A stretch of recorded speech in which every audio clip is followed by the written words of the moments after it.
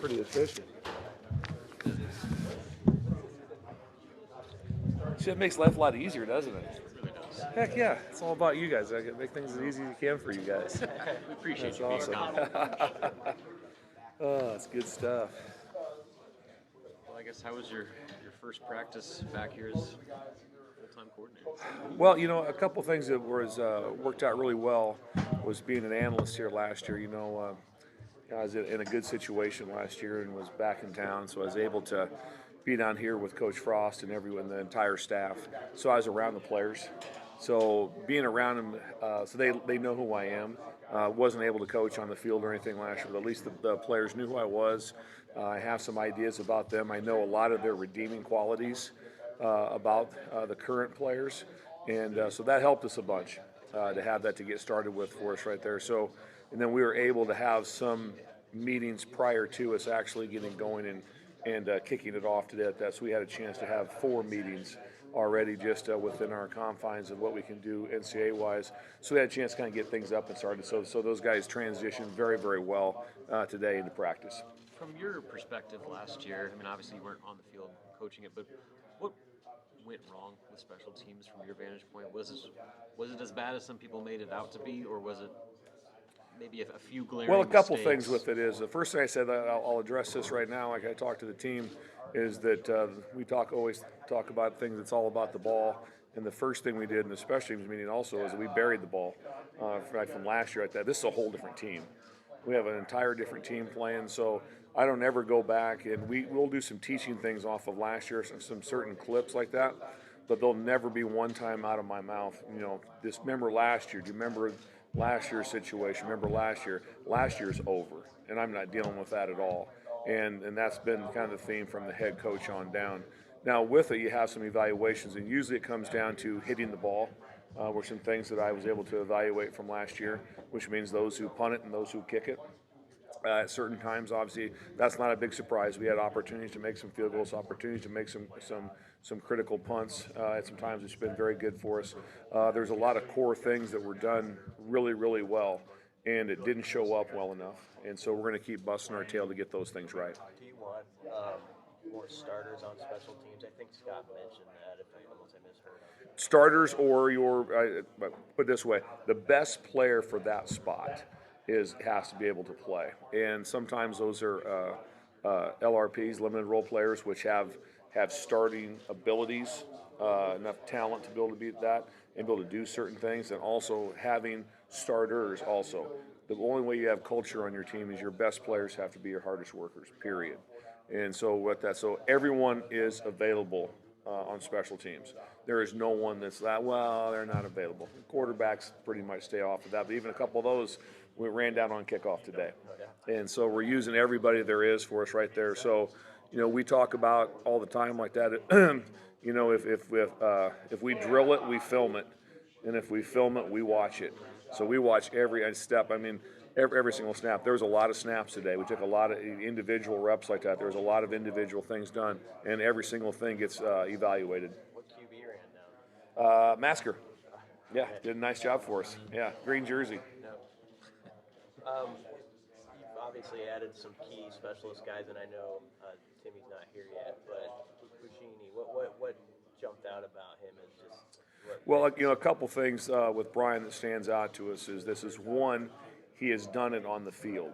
And when you're talking about punting, kicking, anything of that nature, is that doesn't have a lot. Field's the same size, goalposts are the same, so experience doesn't mean a whole lot. If you're kicking really well and your numbers are well at Montana, that's just the same as being at Nebraska or Arkansas or any place else like that. So if they can do it on the field, and obviously Brian was he was the punter of the year in FCS like that. He was a first-team All-American, so his numbers were very, very good. And then you just see it on field, and you see it today in practice, just his confidence in that position of what he can do with himself. So it was a great start for him today. Today was not a punt emphasis, but we did punt the ball, and we did punt the ball post-practice to returners. Hey, Bill, obviously you want that to be the case where one level translates straight into the next as a specialist, but have you seen examples where that's not necessarily the case, where a kid is a heck of a kicker at one level or in high school, and then the lights turn on and you're in the SEC or the Big Ten, and it becomes more difficult to do. And I'm not saying there's a concern with Buschini on that, but Sure, I mean that can happen. That can be. It's a different venue. When you're kicking at a certain level and and the lights come on and it's 90-some thousand people and different things, those can affect you. I mean, those things that does come up. From high school, you're always looking at on kickers is. Do they kick with a tee, on the field goals, extra points? So some people can't translate off the ground kicks. Some people also, like you'll see quarterbacks that you hear all the time. Some of them are even Elite 11 guys that, wow, they can really spin it, and they all of a sudden then they snap the ball and people rush them, and they can't that. So the same way, I never get too excited about kickers. They're kicking off of a T-bar, which means they just kicking off and that just holds the ball by itself, and they look great and smooth, and all of a sudden now it's snap, hold, kick, rush, all those things together for us right there. But having done it is, history is still your best predictor that they're going to be able to do it in a good way. How much with Brian, when you mentioned having worked with Sam Cook, I know Brian has followed him and you coached him. He's always always like a light moment with your recruiting of him. Well, yeah, obviously him and Sam have created a relationship, which has been great. They've done that on their own in some aspects, and they reach out and talk to each other. Obviously, I talk to Sam quite often. He had him back this summer, which was outstanding to be able to spend time with him. Obviously, how great is that? Show up as the special teams coordinator, and Sam's there. He's going into year 17, I think, in the NFL right now. So that was a lot of fun. That Sam was, he was a real dude. I mean, that he was confident he could do anything we want him to do. So it's very impressive. But having that relationship with him and Brian, I think helps because it's very calming. The thing that's very encouraging about Brian too is where he came from, the weather he came from. Kicking in Montana, kicking in Nebraska. Sometimes kickers coming from South Florida, that might be a different deal in late November. Like that. So having him when you say, when I first came down, it's like, hey, there's going to be snow. He's like, yeah, there's snow here too, type of thing. So I like that aspect of it, but very excited about him. What sort of things have you learned/asked Sam about concerning punting over the years? One of the things we talk about the most probably with Sam is just routine, is day-to-day routine, exact routine, because Sam also is a holder. So we talk a lot about field goal, and we talk a lot about his holds and about the rotation of the ball and how he gets the laces down. Then we talk about punting and how to control the ball, whether it be an Aussie style where the nose of the ball is down. And so we have all those conversations. But I really talk to him the most about routine, about what he does off season, what he does every day, how he warms up, how many punts, how many holds does he have before a game. So that's always very intriguing to me because there's never an exact one. It's kind of like trying to, when you say you want to coach a kicker or a punter, if you watch and you just turn on NFL film, everyone's different. They've all got different styles. So it's not like, oh, you have to do this, you have to do this. In general, it's going to come down to your plant foot, some very simple techniques that happen, but some guys are different. You just watch basketball right now. Some guys shoot different from threes, and they still make them. So you don't want to try to change people too much. And so that's why I talk to Sam the most about routine and things that happens, be able to go with it. You just don't see a quarterback change his throwing style 8 years, 6 in the NFL. A lot of guys in your position pretty much leave the specialists alone to their own devices because you have that relationship with Sam. Are you a little bit more hands-on? I'm pretty hands-on with them. I don't try to be the ultimate expert on anything. I spend a lot of time in professional growth, and that's where I spend it at, is with kickers and punter and technique and long snapper. So I'm constantly working that. I have a good amount of people I talk to in the NFL that are also coordinators that I've talked to for 20-some plus years on how they go about doing things.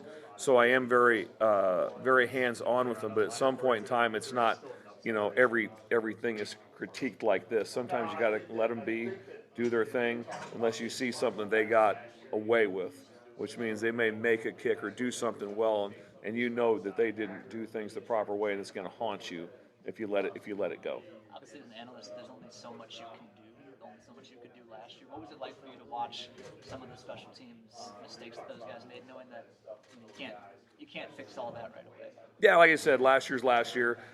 Studied it hard. We figured out some things to do better with it, but that stuff's over. We've moved on. In general, has it become tougher to produce big return yardage in the punt return I think about like the Mornay personnel around here. They always bring up in 2014, and he had huge stats. But is it more difficult with rugby style punting and some of that to have a big weapon in that? The ability of guys. Has it changed, I guess, over time? The guys able to control the ball is something that is making it a little more difficult for it.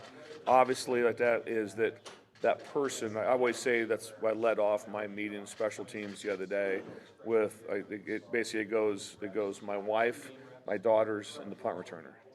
That's my favorite people in the world because the punt returner, it takes a real dude to stand back there with his chin up in the air and guys running at you to try to knock you out. And it's windy, in the wind, with the wind, 90-some thousand people watching you. That takes a man's man to stand back there. So it's a specialty. And then also at that, you have to have the ability to get them started. That's all we ever talk about is get them started, which means at all costs we will protect the punt returner at all costs. He will not take a shot. Like that, get them started, be able to get to a vertical return. Then after that, they're going to have to make every punt return you watch, at least 2 missed tackles that they forced. So you have to have someone that's kind of special back there. You're not just going to be able to block it up and be like, okay, we're going to block, and this is going to fit for a touchdown like that. He's going to have to make a play for us like that. So we got started today with our punt returner. Today did a great job. Today was just a ball tracking, just being who's natural, who catches, who does those things. You know, Trey Palmer's here. You know, I was at LSU with Trey, and so we've been around him, so I know his ability for us right there. Thought Tommy Hill caught the ball real good for us today. Like that, so we had some young guys in there. Again, Oliver did a great job fielding balls for us last year. We weren't as productive as we need to be, but that's on more than just the returner. And I also anticipate Brody Belt being very involved. Does it have to be a guy who like understands every single thing about sort of the rules of when to catch it, his decision making and all that? I mean, like every detail that goes with it. Usually when the ball's hit, we'll talk right away about what type of situation it is. A lot of times you'll say home run ball, and that means a punt that's flat or one that's been bombed. But then you have to retreat to go catch. That means they've outkicked their coverage bad. That means we're going to catch the ball with probably 15, 20 yards of room. Or it's a really, really flat kick. If you're kicking the ball 39 to 41 yards with great hang time, there's not going to be a lot of opportunities. So it's kind of like poker. You don't go all in on every hand. Where it's like, we're going to return it. We're going to return this one. Sometimes it's like, no, and then they give you one to be able to have that. But there's always a difference if you have a special player back there on how well they get protected too up front when they know they've got someone back there in that spot. Do you have rules with returns inside the 20? Like, do you have a guy put his heels on the 10 or the 5 or anything like that? I'm never a heels on the. First of all, the yard line's the 8. 10. That's you're about 8 years behind. So we're at the 8 now, and because they can control the ball so well with the Austin style punt, and so if we get the ball at the 8. Or even to be honest with you, 8 or 7, we're okay. The offense can function fine. You don't want the ball down at the 1, and so we'll take the ball at the 8. I'm more of a staggered stance person than I am a heels stance person, because when you're a heel person, you're on your heels and you're tracking the ball and it's coming down. It's so easy to be, I got it, I'm good. I made a fair catch, so I'm good. And all of a sudden I'll retreat a couple steps. And you're like, no, I'm at the 5 or 4. I've seen it happen before. Like that, where if you're at a staggered stance for us right there, then you don't fall backwards. Now you have your weight loaded on your back foot, and then now you get at the 8-yard line. Now you have a little more of a load for it right there. The other one that I've not implemented here yet, but I've done in the past is I put them at the 3-yard line, and as soon as the ball's punted, they start to walk forward. That way they know if I have to stop walking like that, I know that's a death blow. So that will come up at some point in time too as we get to it. There's some different things down there that go on. Yeah, the fielding decisions by kickoff returns and punt returns are very, very critical. Go ahead. The one you want the most is the clean one hop. Is if you're a punt returner like that and you get every time the ball hits the ground, the average is 16 to 18 yards. The ball's going to roll. So if you do a great job on a one hop of simply fielding the ball and then protecting yourself, you've just made 1.5 first downs, and that can look like no one will notice. I told our returners, I said, if you came off after the game down by Coach Osborne and Brooke Behringer's statue, and you told your parents, like, did you see me one hop the ball and stop and we save 15 yards? And no, I really didn't know. No one's going to notice that, but that's the hidden yardage stuff that makes you be really good. I apologize if someone's asking. Yeah. But from film last year, what are the big things that stuck out to you on special teams that Well, like I said, we had some things that were really good. We had some negatives in how we hit some balls, like that bottom line, just on some field goals and some punts. But again, I've kind of hit on a little bit like that, but I've also really buried last year because we're kind of like we're moving on to this year with new guys and new things, people in those spots with where they're at. But we still learn from it. Don't think I put my head in the sand and didn't watch it, and didn't go through it in great detail like that. But we need to hit the ball a little bit better. We did a nice job, I felt, from the year before on number of touchbacks, and our kicker did a nice job with Brandon Frankie coming in. So we got better in that area for us right there. We're going to need to hit the ball better. That means snap it, hold it, kick it, and punt it. That's what has to be better. Bill, how do you incorporate special teams during spring practice? Obviously, there's a lot to do offensively and some new defensive guys to look at. Yeah. What about your instruction? Well, the good thing is we get time. So Coach Frost did a great job of giving us time to be able to handle that. And so, like right now, like today, like that first thing out of the special teams right out of stretch, that helps you so much because there's so many moving parts in its offense and defensive players going all together. So to get that set up like that, the drill, we transition from inside stretch to outside. So when we talk about the transitions part of the drill. That horn blows, we're flying outside, and everyone knows where they're going. Today was kickoff, and so everyone knew it was a kickoff timing drill, then an inside and front coverage drill during the next period. So everyone knows exactly where they're at, what they're doing. They know on their depth chart when they walk in this morning at 6:50 for 7 o'clock meeting. Depth charts are up. It's all color coded. Where they go, when they're happening, who their coaches are. Then they go through exactly what the drill is. Boom, boom, boom. What's drill 2? We're doing this. What is the effort level for this one? Because today was a very concise 20 to 25 yard sprints. It wasn't full cover stuff. So it was on. It was a full cover drill of how we were doing it. And so kids did a great job. You have to be so organized in special teams because you can't have a palms up by anybody. It's like everyone knows where they're going, they're getting lined up, and you get into your next drill immediately. And all we talk about is little things or big things. So how we line up, where's our toe at, how we doing this, what's the tempo, all those little things can add up. But it's easy to transition into it. Is that going to be the case for every spring practice? You guys go straight to stretch and special teams? First 10 minutes will always be the first thing come out of the gate for us right there. So, and the kids know it, they're ready to go for us. And like I said, it helps so much more importance wise. It also helps you to have everything set up because they do everything inside and we're all set up outside like that. So today wasn't too bad. Weather wasn't too bad. I was a little worried last week, like on Friday, what it was going to be like out there, 10 degrees for that, but worked out pretty good today. What are some other signs to you that special teams are being prioritized this year?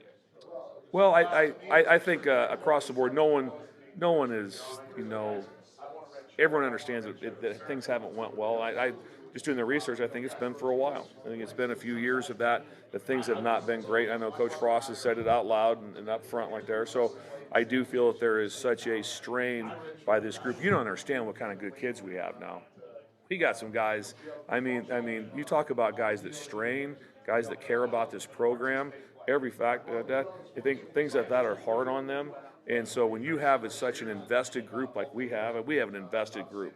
So I expect great things from them like that. So they are all bought into everything that's going on, and I do think it helps to have a clear special teams coordinator that doesn't have that's his number one thing on his plate to be able to get done. So I think that's an advantage also. When you say the kids are invested, what do they do that shows you that they're invested?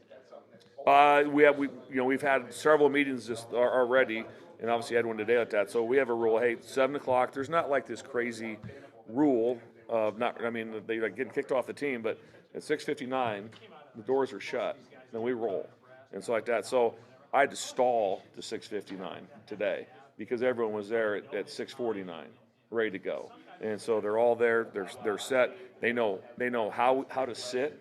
If you ask them right now, say, how do we sit in special teams meetings? It's slant, sit up, lean forward, act interested, nod your head, track the speaker. So they all know how to sit. They know how we address everything. They know we have some different things in there today. I talked about the Garth Brooks concert a little bit.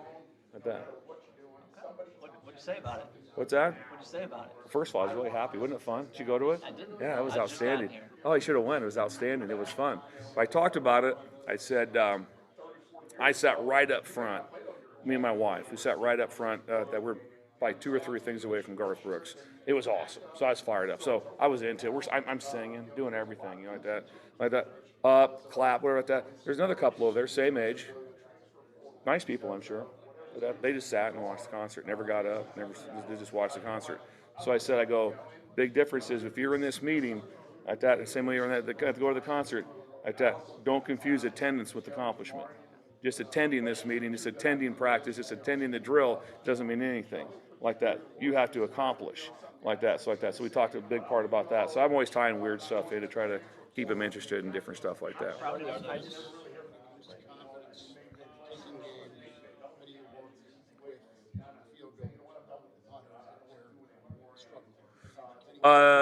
First thing is the snap on them is not good. That doesn't gain a whole lot of anything. So the first thing you always want to do is you go back to your film work. You go back and see what do you think mechanically is going wrong and what was good. Hopefully you have a background of film on them, like, hey, this was good, this was good, this was good. Now we're not quite right. This is probably what it is. Usually talk about tempo and timing with what it is, and also like that, and also then just sometimes, you know, I've seen really good shooters miss 10 in a row or so like that. So sometimes being calm is better like that. So try to be very calm with them. Talk about what exactly we're seeing. I don't make a bunch of crazy things that I talk about out there until I get a chance to really watch the film. It's usually never as good as you think or never as bad as you think. That always comes up with the kickers too like that. So having their confidence like that and just letting them, you know, once you get to the point when you're the kicker, then they have to be the kicker, they have to be the punter. Confidence like that, if you know, if there's one bad kicker, one bad punt, that we're just going to move forward and get past it and keep going. I know this program means a lot to you and how you started hearing that story, but I know you also had options in the coaching profession. What makes you believe in this staff and you know, makes you want to change? Well, yeah, and I said like that. My career has taken some really fortunate turns. I've been very very blessed, very lucky to be around the cool things and won a lot of games and had a chance to win a national championship, which was pretty cool. But be honest with you, the chance to be back here meant more than anything, just because of when you're from the state, for like that, you know how important it is. You know how much it was when you grew up, and you know how great it was to coach and how great it is to work here. And then probably just the people of the state. Like that, like I said, there's a lot of places. I'm not going to name names. There's certain schools that are pretty good that they have a bad day. It doesn't affect the economy. I know for a fact that like that is that we win. We sell more furniture on Sunday at certain places like that. So I get how big it is for everyone. So it's really cool to be a part of that, to be boots on the ground and be in that conversation, to be here like that. And then also things haven't been great. And I said, and I know how great it can be, so I'm excited to see it take off. You mentioned Trey Palmer earlier when you were talking about the return man. Having watched him at LSU, could you go more into detail about just how big a deal it was to get him here and how he could maybe help that? Yeah, it was great to have Trey here. Trey, things go very easily for Trey. He can just run. He's very natural. So when you got to practice, it's like, you know, I remember myself even sometimes like, football practice 2-a-days. Oh God, Trey just kind of pops out there, does his stuff. First day going through, you know, like our morning 6 a.m. workout, he's just killing every drill. Boom, boom, boom, boom. Because it's just things in that aspect come very easy for him right there. And then the same way he is when he goes back to return a punt, return a kickoff, to be able to do those things for us right there. So he's a big advantage for us like that. We're very glad he's here, and we're going to put him in spots to be able to make plays for us. I think you mentioned Alante Brown is someone that he's like the way Alante's playing on kickoff rundowns. What have you seen from Alante on special teams? He's one of my favorite guys on the team because last year, I don't know, so today I put up a graphic for the team from last spring's depth chart on the same day. And one of our very best outside guys, we call them bandits on the kickoff team, ended up being Wine Master. He wasn't even on the depth chart. He was a rabbit running. He wasn't even there was over 70 guys in front of him. And he ended up working his way all the way to here. And Alante Brown also was third on the depth chart. He wants to play wide receiver. What's he want? He wants to throw me the ball. I want catches. I want touches. I want bubble screens. I want this. And now where he's at. So here's a story I'll tell you. and I told these guys in great detail, is when you come on your recruiting trip. So if you're Nick Heinrichs and you come on your recruiting trip to Nebraska, you don't ever have a part of your recruiting trips never be the right guard on punt. No one ever talks about no one talked to Alante Brown to be the L4, and you have to go down, avoid, and make a tackle like that. What did they talk about when he came here? Touchdown passes, throws, the sacks. So you have to be able to motivate these guys to be able to do that. And Alante Brown bought in. He became one of our special players as we went throughout that. And now just watch how he carries himself, watch how he goes, and we'll also watch his offense go where. Probably take off. Probably be an ascending player because of how he handles himself in that situation. So, it's like I said, that's a big thing in recruiting. No one ever talks about it, but boy, do they have to do it. And so I showed him clips the other day. I took the national championship clip from LSU, and I showed the punt team, and all 10 of the 11 NFL guys like that. Several first-round draft picks on the punt team like that. So that's what you have to be able to get done for us right there. I think this last year, Georgia had 7 or 8 players like that. There'll be NFL guys and starters on the punt team. So punt team to us, I talk about all the time, is that punt team is invitation only. It's invitation only. That's when you get to come to the club on that one for us right there. You show a guy like Alante that. What's that? You show a guy like Alante that tape, and he sees that. He sees 10 of 11 guys on the LSU punt team who are in the NFL. What's his reaction? His reaction is really good. I showed him today. I went through today and I showed him 3 clips. I showed Grant Taggy being a third, moving up to be a starter. And there's other guys at that. I showed Alante at that, and then I showed Weinmaster also, where he went from he was on the 7th team and went all the way to being a starter. So I show him the clips. Today we showed him the clips of him making plays in games at Nebraska to be able to show him to be able to do that. But I think it helps anything. It's never the biggest sell, but I like selfish people. I like selfish people that want to be in the NFL, that want to do good things. So I'm all about that. I'm all about like that. Yeah, go ahead, knock yourself out.